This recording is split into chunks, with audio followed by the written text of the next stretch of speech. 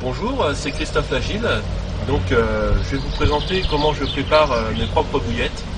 Donc on va voir le matériel utilisé, la recette que j'utilise.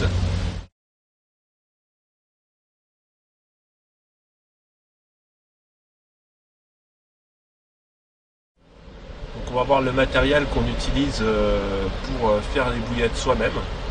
Donc on a besoin d'un saladier comme ça, avec des œufs. D'accord? Donc les œufs, ça va être la base des bouillettes. Dans la farine, donc on a besoin d'un mix. On a besoin de stimulateur d'appétit, c'est pas obligé mais c'est mieux. On a besoin d'un arôme. Donc là c'est arôme cocktail de fruits, mais peu importe l'arôme. Ensuite un colorant, c'est pas du tout obligé. Pour moi, ça présente surtout l'avantage de reconnaître ces bouillettes en fonction des arômes. Donc voilà, donc le colorant, je disais.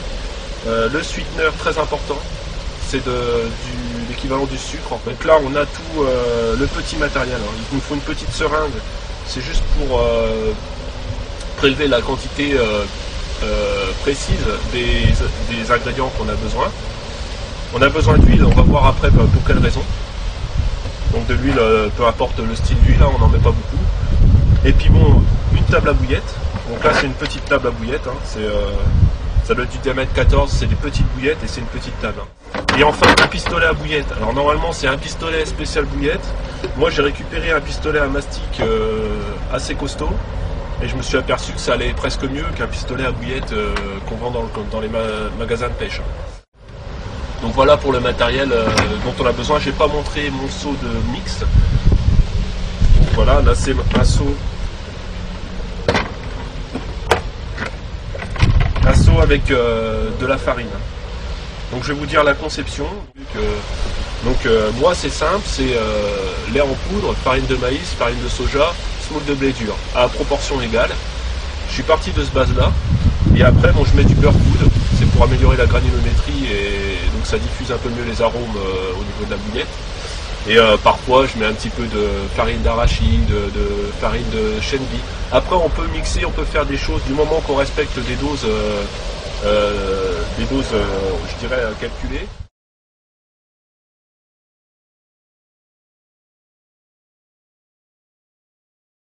Donc voilà, donc on va passer à la fabrication proprement dite. Donc comment on procède? Il faut savoir que pour l'arôme, c'est marqué derrière 5 à 7 ml pour 500 grammes. Donc il faut partir sur une base, un œuf, on en a à peu près pour 100 grammes de farine. Donc là j'ai 8 œufs, donc en fait il faudrait 8 ml dans la vraie dose. Donc là je vais en mettre 5-6. Je vais mettre à peu près 6 ml. Parce que je sous-dose toujours les produits, surtout le goût, ça sert à rien de trop matraquer, ça peut devenir un répulsif si on en met trop. Donc il ne faut pas hésiter à en mettre moins que la norme, entre guillemets. Donc voilà, donc d'abord on casse les œufs.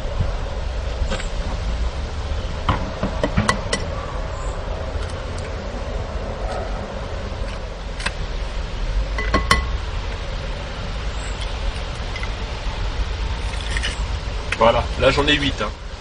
Donc il faut savoir une chose, une petite règle de base, c'est que tous les produits liquides, normalement on les met avec les œufs, et tous les produits en farine, on met avec la farine. Tout ce qui est stimulateur d'appétit, tout ce qui est arôme, enfin colorant en farine, normalement on les met avec la farine.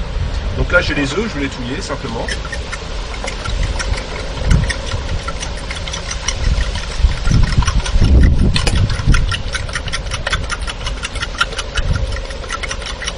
Voilà.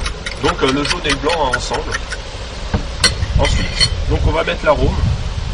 L'arôme il est là. Donc là je vous avais dit c'est cocktail de fruits. Donc je vais en mettre 5-6 ml, étant donné que c'est marqué 7 ml pour 500 grammes.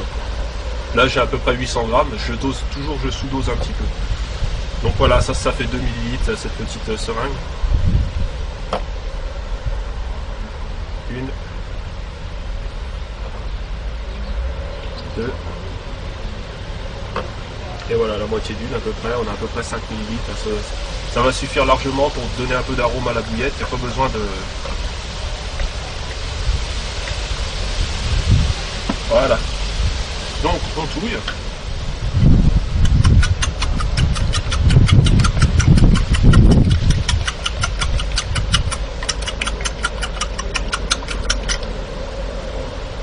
Ça sent très bien, il n'y a pas de problème. Donc là on a le sweetener, donc ce que j'ai dit c'est l'équivalent du sucrant, c'est l'équivalent du sucre en fait. Hein. Là 500 grammes, j'ai 800 grammes, ouais, je mets 6 millilitres.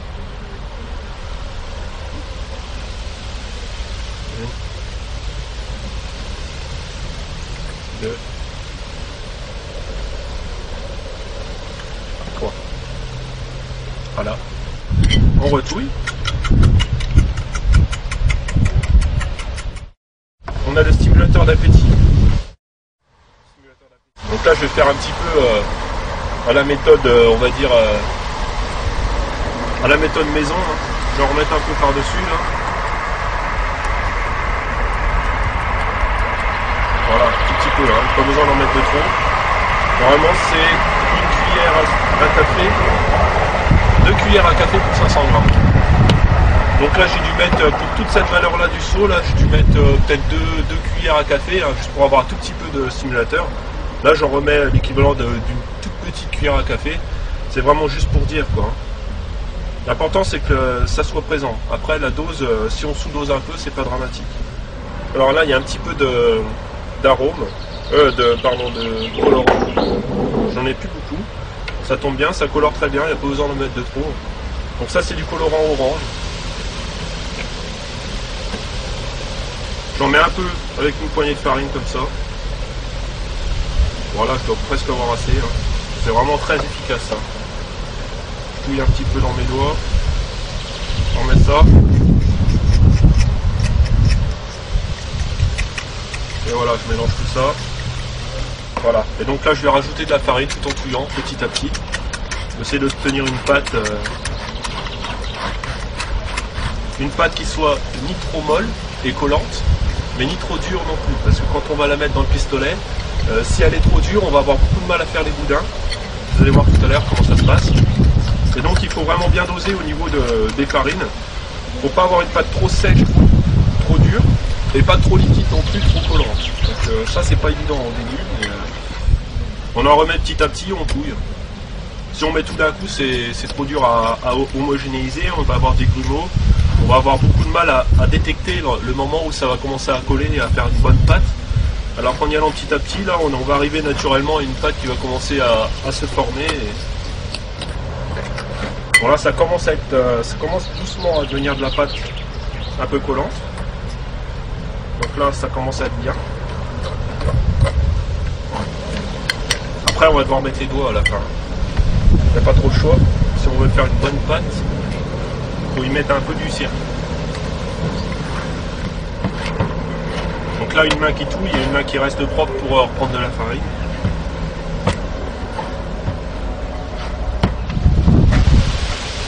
Ok, donc là je fais un petit creux au milieu de la pâte comme ça.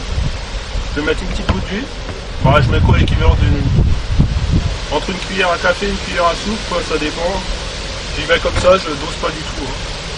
Si je vois que c'est pas assez, j'en remets. Si je vois que c'est bon, je touche à rien. Là on voit tout de suite, là, tout à l'heure ça collait aux mains, là ça colle plus. Donc c'est parfait, c'est ça qu'il faut. Là on a une bonne pâte. Une bonne pâte qui est assez molle quand même, qui colle pas aux doigts, donc c'est parfait. Donc maintenant, qu'est-ce que je fais? Je prends un morceau de pâte. Toc.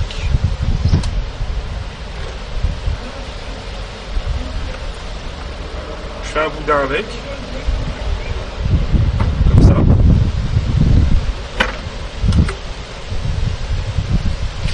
Je le mets dans mon petit pistolet à mastic. Donc, hop.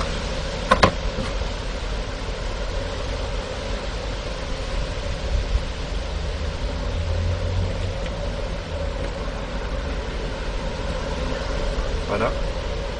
Je peux pas en mettre de trop à la fois, c'est ça l'inconvénient du pistolet à mastic. Mais bon, vu que je fais pas des grosses quantités, ça me dérange pas du tout.